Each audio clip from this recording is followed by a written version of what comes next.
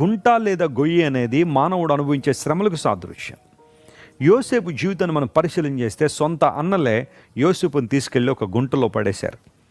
యోసేపు భవిష్యత్ తన జీవితంలో ఏనాడు ఊహించి ఉండాలంటే భయంకర పరిస్థితి.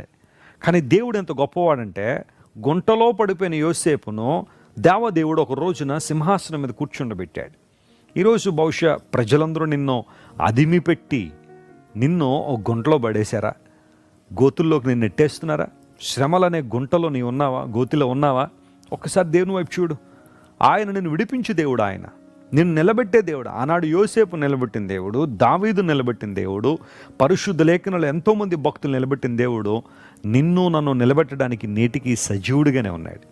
యేసుక్రీస్తు నిన్న నేడు నిరంతరము ఒకే రీతిగా ఉన్నాడనే మాట ఎప్పుడు మర్చిపోవద్దు. Jesus is same yesterday today and for ever. నీ ప్రతికూలతల్లోంచి నేను విడిపించి బలమైన స్థితిలో నేను నడిపించడానికి దేవుడు ఎప్పుడు సామర్థ్యం కలిగిన వాడే. దయచేసి ధైర్యాన్ని కోల్పోకండి. ఆందోళనతో కలవరంతో మీ జీవితాలు ముందు కొనసాగించకండి. ధైర్యంతో ప్రభువుని వెంబడించండి, ప్రభువుని గణపరచండి. ప్రభు మీ జీవితంలో గొప్ప కార్యాలు జరిగిస్తాడు.